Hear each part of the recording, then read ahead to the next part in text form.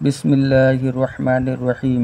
পরম করুণাময়, দয়ালু ও দাতা আল্লাহর নামে শুরু করছি। নাহমাদুহু ওয়া নুসাল্লি আলা রাসূলিহিল কারীম। আমরা তারই প্রশংসা করছি ও তার সম্মানিত রসুলের উপর দরুদ পৌঁছাছি।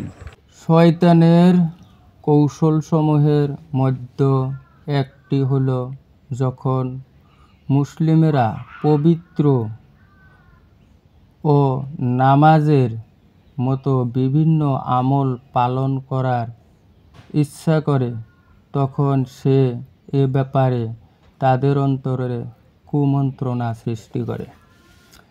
এর মাধ্যমে সে তাদেরকে সুন্নত অনুসরণ থেকে দূরে সরাইয়া দেয়।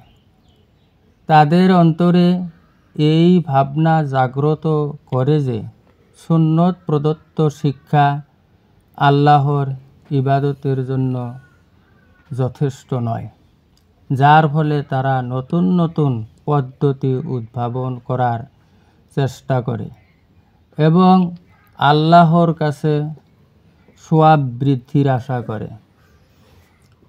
বাস্তবেতে এইভাবে নতুন পদ্ধতি আবিষ্কারের মাধ্যমে তারা আমলের হ্রাস ঘটায় বা সম্পূর্ণ নষ্ট করে ফেলে। নিঃসন্দেহে শয়তান মানুষকে মন্দ চিন্তা ও অন্তরের লোভ লালসা পূরণের দিকে আহ্বান করে। তার অনুসারীরাই তাকে মেনে চলে, তার ডাকে সাড়া দেয় এবং তার আদেশ পালন করে। এমন লোকেরা নবীজি সাল্লাল্লাহু আলাইহি ওয়াসাল্লামের সুন্নতকে পরিত্যাগ করে। শয়তানের কুমন্ত্রণায় প্রভাবিত ব্যক্তিরা ভাবে যে আমরা তো আমাদের দিন সংরক্ষণের উদ্দেশ্য সতর্কতা অবলম্বন করে থাকি।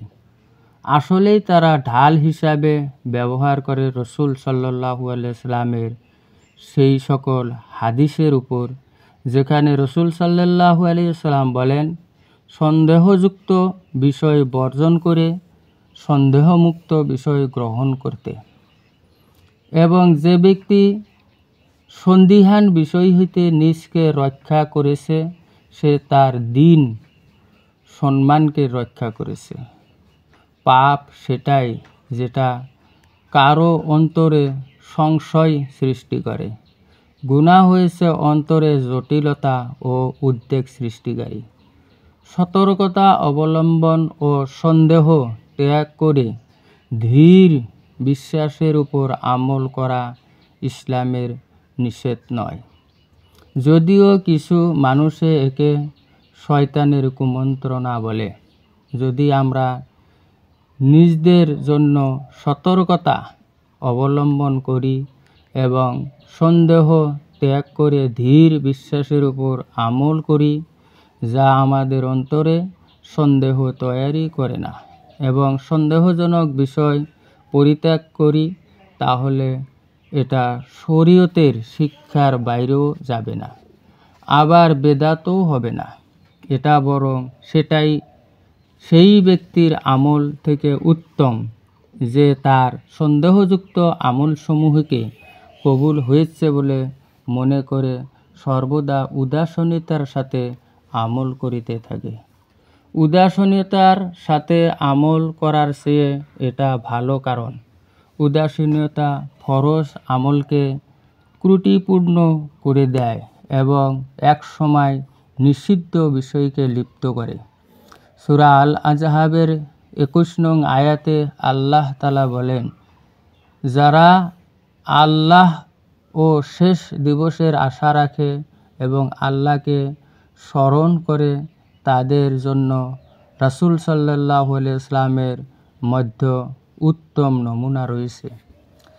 সূরা আল ইমরানের 31 নং আয়াতে আল্লাহ তাআলা বলেন, বলুন, যদি তোমরা আল্লাহকে ভালোবাসো তাহলে আমাকে অনুসরণ করো এবং তার রসুলের অনুসরণ করো, যাতে সরল পথ প্রাপ্ত হইতে পারো। নিশ্চিত এটা আমার সরল পথ, অতএব এই পথে চলো এবং অন্যান্য পথে চলো না। সঠিক পথ হয়েছে রসুল সাল্লাল্লাহু আলাইহি ইসলামের দেখানো পথ, যে পথের অনুসরণ সাহাবাগণ করেছেন এবং যেটা অনুসরণের জন্য আল্লাহ তাআলা আমাদের আদেশ দিয়েছেন।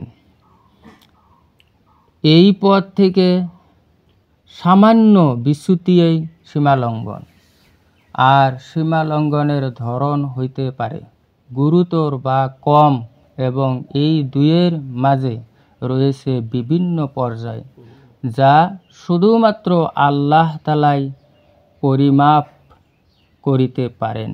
সুতরাং সীমালঙ্ঘন ও সৎকর্ম পরিমাপের জন্য মানদণ্ড হয়েছে রসুল সাল্লাল্লাহু আলাইহি ওয়াসাল্লাম। রসুল সাল্লাল্লাহু আলাইহি ওয়াসাল্লামের দেখানো পথে, তার নির্দেশনার পথেই আমাদের জন্য পথ নির্দেশ রয়েছে। খোদা হাফেজ।